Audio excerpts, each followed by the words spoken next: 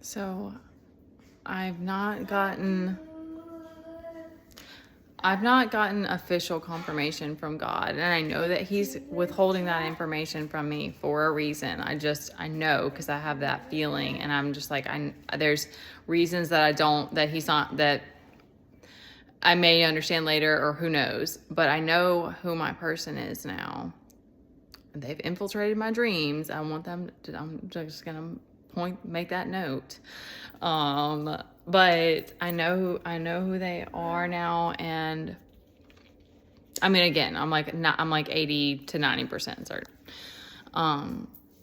And because one of the things that I remember reading in that book is that it's like you have the same core wound, but I've been having, which I think is all like related with abandonment in some kind of way, like, but I'm still having a hard time like understanding mine, like unraveling it. And what I also know is that what's coming up right now, at least, is that like this needing to die to the flesh. Well, okay, that's not very specific. Like, I was gonna say needing to die to the flesh, but it's like lust, but it's like using lust as like a cover up. Like, I still don't know all the reasons why my body has been this weird obsession and this weird storyline for so many people, and like why it's been exploited. I don't even know all of those reasons or why. So, but I'm seeing that now. It's like learning to love myself and love my body has helped me to heal this a lot, but I still have this desire to be wild. Like, I still have this, and I'm like, all this is coming to me now of like, this has something to do with father issues. Like, it has something to do with that, of like my dad not telling me that I'm beautiful, and making me feeling safe with feeling safe with him, feeling safe with the masculine, because I remember too, when I was in relationships, I had no desire. And I was a good girl in a lot of ways. And I'm grateful that I was, because I probably would have gotten myself in all kinds of trouble, even more so than if I hadn't been.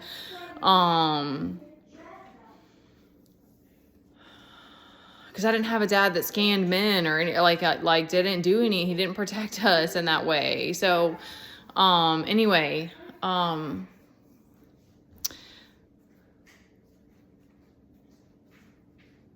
it's interesting to me, because I'm like, it sort of was like, it's like it all kind of started I think all my healing really started happening after I had my kid, because I was like, I didn't care. I wasn't a big selfie taker. Like, none of that started happening until after I had a kid. And there is a loving yourself element to it, but the other side is like, it's just ego. Like, that was coming to me today. So I'm like, I know I have this desire to be playful and silly and express and like bring that kind of energy, and when you're feeling good, you want to play and you want to create and all this, but like there's another side to it.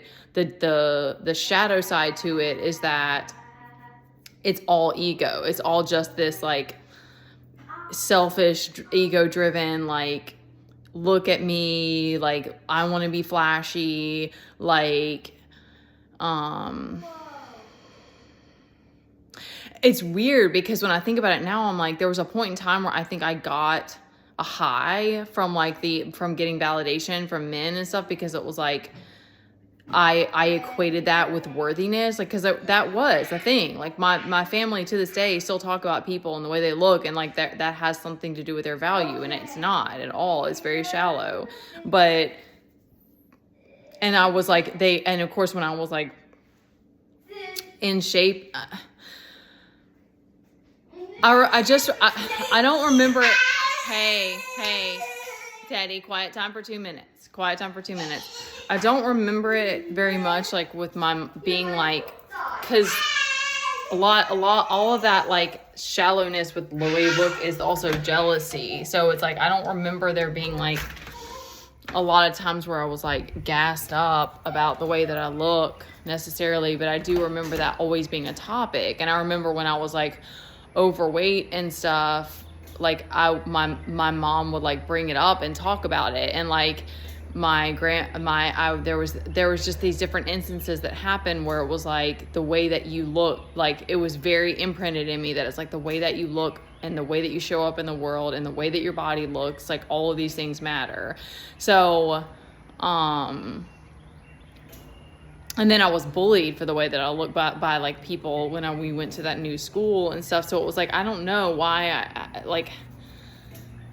it could have just been being so into fitness and stuff. It just exacerbated it or something. I don't know, but it's just, I realize that now that I'm like, we have the same like wounding in that way of like one. And I think it's like the star energy, like you want to be seen and stuff, but it's like, I don't want to be exploited. Like, I don't want to, once you start to like love like once you get out of that ego space of like, I need validation, I need attention. And it's like, no, I want to be respected. I want to be appreciated. I want people to, if I'm doing anything in leadership, of course, I want people to trust me. I want them to feel safe with me. I don't want to just be wild and reckless and just getting all kinds of crazy attention or something like that. Like, that's not what I want anymore. But I'm still working it out. Like, and it's so interesting now because I'm seeing this pairing. Just a minute. I'll be there in just a minute. I'm talking fast too. I need to, because I recognize that my energy is like, I need to ground it.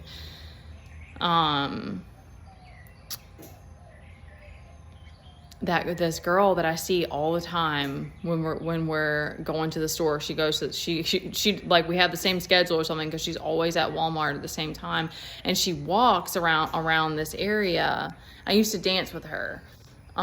She's grown up, but she looks very similar. So I was like, I recognize her, and I don't know her name, but like she'll have her headphones in, she's walking, but she's dancing while she's walking, but it's like wild, and it's like not provocative, but it's just extreme, like it's cartoon like,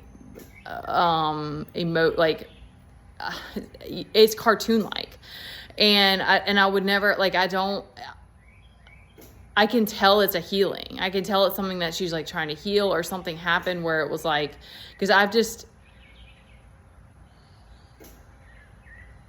I've never seen anybody else do that. And it's like, and when I see her in the store, she's just stunningly beautiful. And she always gives me like this huge smile. And I don't think she recognizes me. One time I saw her wearing like these really crazy glasses. And I can see that it's like something happened maybe where she was exploited, because I resonate with that. And there's a couple of other people on here who like, they change the way they look all the time and stuff. And it's like, I see that now as like, that there's a healing that has to happen there, because some things there's a similar wound of like something being exploited, that it was like, and this need to like show up, be a monkey for people, be a dancing monkey, be like so it's like, when you walk, it feels like weird and uncomfortable for me to like talk about it sometimes, because I'm like, what the hell? Because I'm like, I know I don't want to not create and not dance and stuff like that.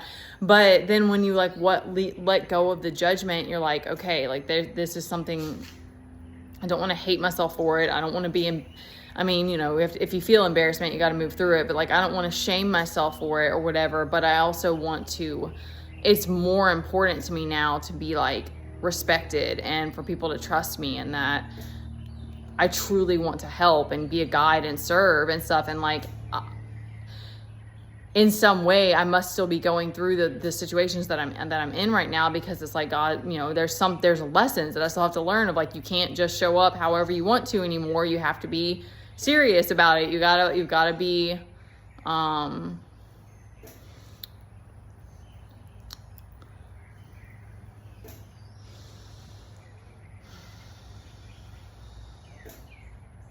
I think in general, like, that things are like, the right people doesn't matter. Like, they're going to be the same way. Like how I recognize this now, this pattern of like, the right people aren't going to judge you. Cause like, I think for me too, like being a mom, it's been very hard. I've had so much depression, and I also like, I'm trying my best to continue to normalize everything I'm moving through, my pain and whatever, because I don't want to stay stuck in cycles. And I feel guilt, like there's mom guilt, and I don't know if that will ever go away. Like, it's not, I don't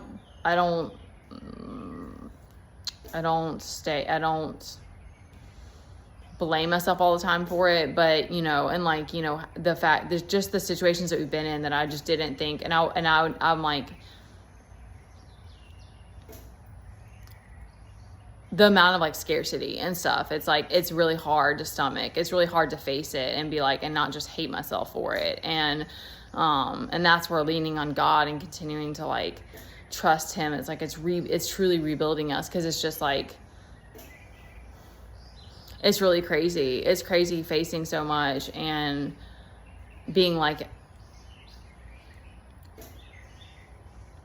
it feels like you're learning how to walk again. It feels like, it's not like that. That's not the best analogy, but it feels like you're literally learning how to do life again completely, because it's like you had to like, everyone and everything had to be destroyed so that you could start to learn to trust God and listen to his voice over other people, and realize that there's all this healing that has to happen. And that like, I was so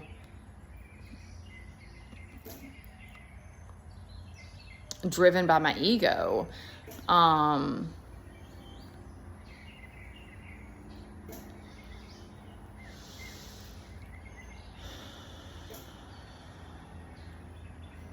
It's most important. Everybody wants respect. Okay. That's just the thing. That's just always, but like, it's most important to me for that people feel like they can trust me, and then they think I'm reliable, and then I'm safe.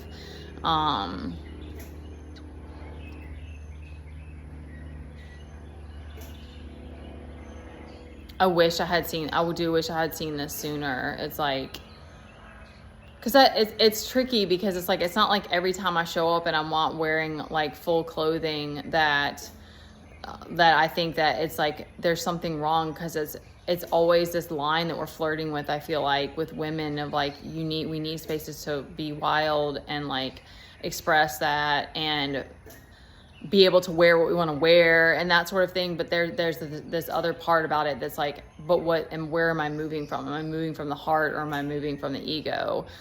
And when I'm more grounded and intentional, thank you. If I'm more intentional, then I know that I'm moving from the heart. But I have to I can't shame myself for it, because then I'm gonna stay stuck. So it's so uncomfortable to move to, like, I don't know, it's weird, because I feel like it's in other ways I'm like, I'm not surprised about it, but I am surprised that I didn't see this until now.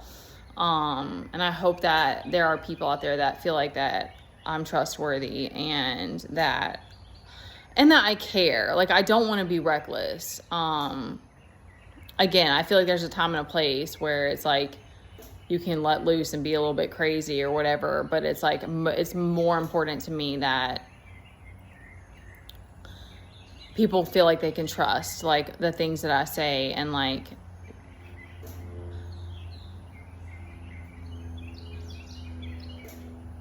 that I'm caring, that I care.